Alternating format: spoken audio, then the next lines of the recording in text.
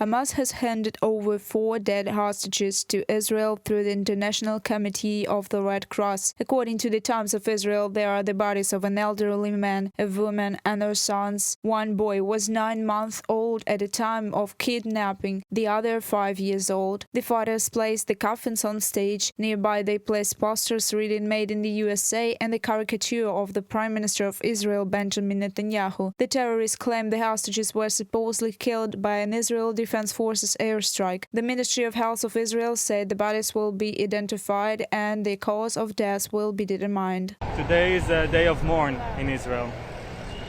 It's a very sad day for all of us. We hope that they will come back alive, all of them. They were murdered, they were kidnapped from their homes, and we hope that the rest of the hostages will come back soon, as soon as possible, alive.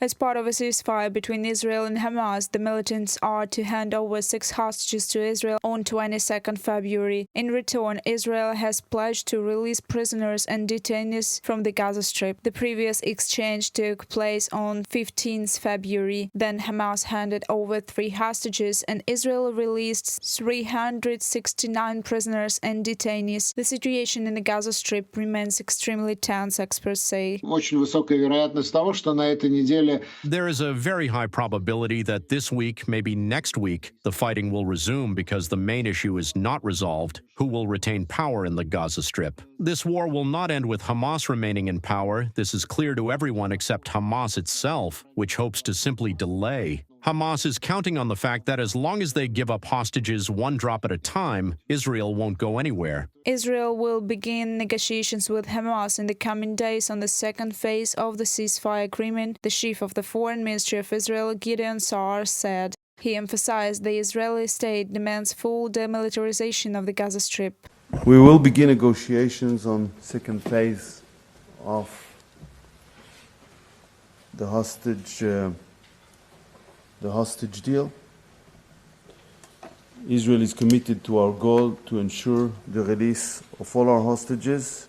We demand complete demilitarization of Gaza. We will not accept the continued presence of Hamas or any other terrorist groups in Gaza. Negotiations on the second phase of a ceasefire agreement between Israel and Hamas were supposed to begin on 2nd February 2025, but so far, according to official information, they have not started. The mediators, Egypt, the US, and Qatar, have not reported any progress either. The second stage of the agreement's implementation is particularly challenging, experts explain. After all, we are talking about the management of the Gaza Strip, and on this issue, the positions of the parties are diametrically opposed.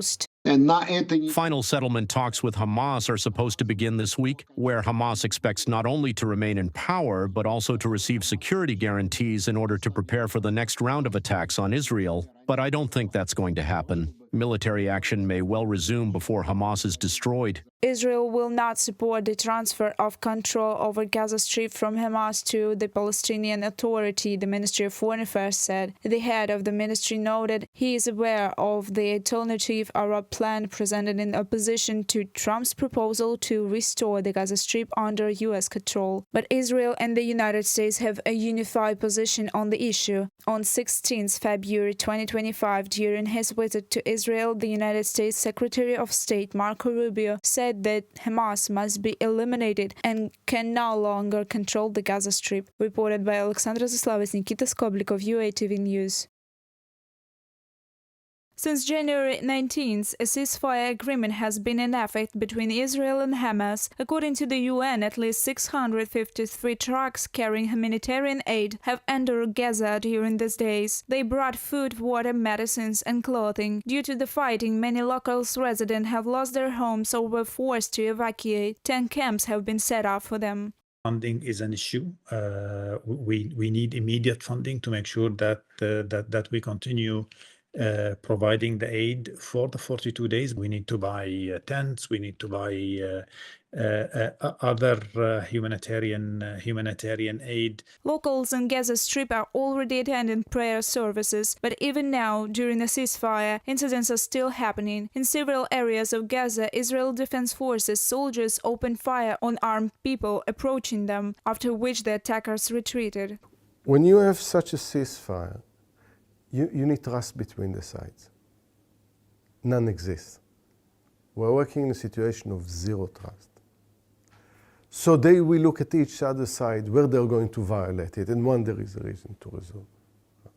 Then you need consensus or at least critical mass within their own society to agree with this agreement. I think in Israel there is a majority. I think the Palestinians are relieved to see at least the end of the bombardment. After 15 months of intense fighting, Israel has significantly weakened Hamas. Many of the group's leaders and a large number of militants have been killed. However, according to the Wall Street Journal, Hamas has already begun to recover.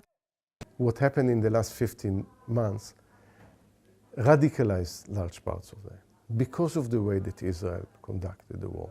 Israel had the right to go after Hamas. After what happened on 7th of October, it had the right to go after Hamas. There was a casus belli, reason to go to war. It's the way that it happened, the amount of civilian casualties. So we see that Hamas recruits young people to join its ranks.